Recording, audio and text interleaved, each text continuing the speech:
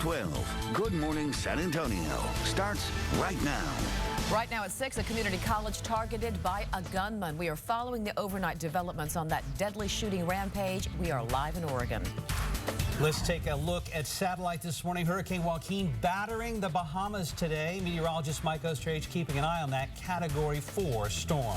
And a show of appreciation. Hear why some local World War II veterans are heading to our nation's capital today. Good morning to you. It is Friday and it is October 2nd. Thank you so much for being with us. We'll get to Mike Osterhage and your weekend and Friday forecast in a moment, and we'll check on traffic in a minute as well. But first, we begin with that horrible tragedy at an Oregon community college. Hundreds of mourners gathered for a candlelight vigil overnight following that deadly shooting rampage. Sources identified the gunman as 26-year-old Chris Harper Mercer. He's among the 10 dead. ABC's Brandy Hitt is live in Roseburg, Oregon with the latest. Good morning. This small community is just devastated this morning. At least 10 people are dead from the shooting rampage that took place just beyond this police barricade. And it's really hard to imagine exactly what the students and faculty went through, so many of them not knowing if they were going to make it out alive. We've got multiple gunshot wounds. Terror and chaos at Umpqua Community College. I hear screaming after that first gunshot, and then I looked out and I saw the people running. Students describe running for cover and hiding as a gunman opened fire in Roseburg, Oregon, late Thursday morning. We were hiding in this small space. A bunch of us were hiding. Police have confirmed at least 10 fatalities. The injured rushed to the hospital as the suspect continued his shooting rampage. Somebody is outside one of the doors. Officers say they exchanged gunfire with 26-year-old Chris Harper Mercer in one of the buildings. He is now dead. The students and officers shaken. I will not name the shooter. I will not give him the credit he probably sought. Law enforcement sources tell ABC News 4 firearms were recovered at the scene, 3 pistols and an assault-type rifle. They've also hinted he may have left messages behind. What was the motive? What led him to this school? Who was the target? And as the victims' families and friends gathered overnight at a vigil, a frustrated President Obama addressed the nation for the 15th time following a mass shooting. The United States of America is the one advanced nation on earth in which we do not have sufficient common sense gun safety laws, even in the face of repeated mass killings. In fact, the president is now calling crime scenes like this routine. You have ATF and FBI agents here on the scene. This campus is going to remain closed until at least Monday, and many of the students say they don't know if they can ever return. Reporting live in Roseburg, Oregon, Brandy Hitt, ABC News. Now back to you.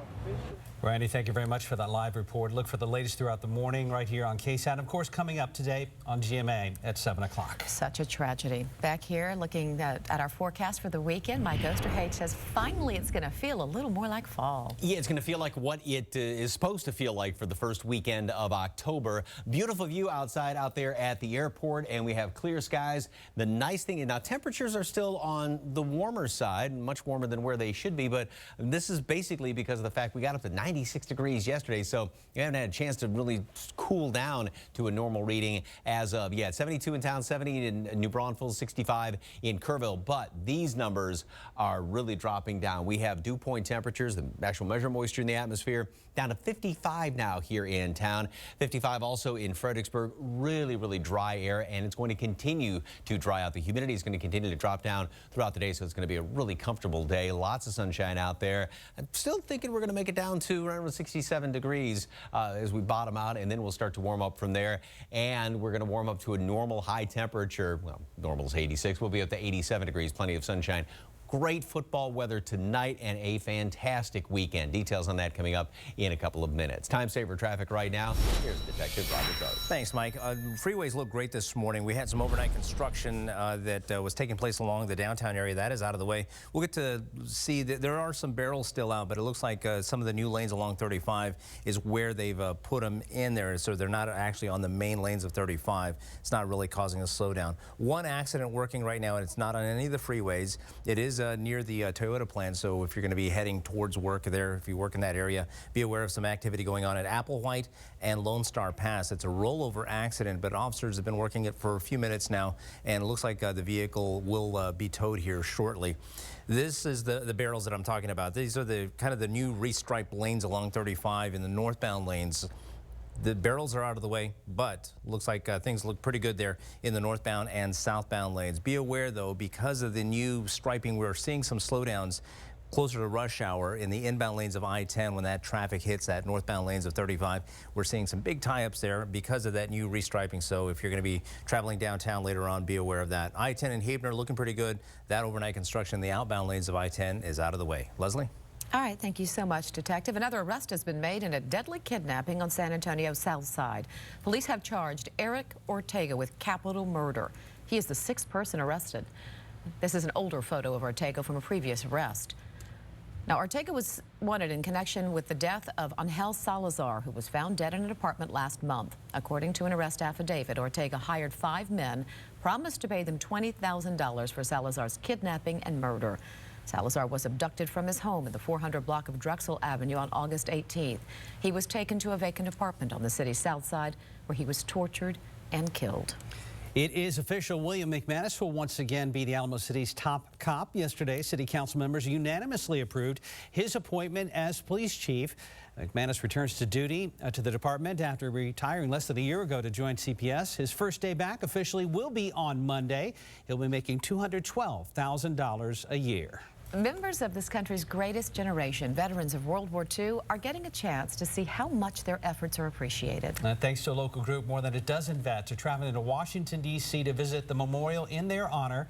Katrina Weber at the airport and had a chance to speak with them as they prepared to board their plane. They're taking to the skies today, but some of these people have already been on Cloud 9 for quite a while. The coordinator of this trip told me that several people told him that they didn't sleep all night in anticipation of this trip. Now, they're excited but also filled with pride about visiting the memorial in their honor, although this is a somewhat bittersweet trip. For many of the 16 veterans making this trip, it's filled with some painful memories. We spoke to one man who spent nearly 4 years, 42 months as a prisoner of war in Japan. Many of the others have stories of their own atrocities, but everyone I spoke to told me that they were glad to serve their country. Now, thanks to a group called Honor Flight San Antonio de Valero, they're getting the thanks they deserve. Although most of these veterans were veterans of World War II, there was one from the Korean War, and at 87, he was the youngster of the group. The oldest was 105. They're scheduled to return to San Antonio late tomorrow night. At San Antonio International, Katrina Weber, KSAT 12 News. 607, 73 degrees. Here's a look at what's coming up. A big day at the United Nations as heated international showdown takes center stage. I'm Jenna Hiller, and I'll have the details coming up in this morning's top stories. And CityCam giving us a live look outside. You did it. You made it to Friday, and it's going to be a great one. Congratulations, everybody. We've got much more coming up, including a fantastic Friday football forecast coming up right here on GMSA.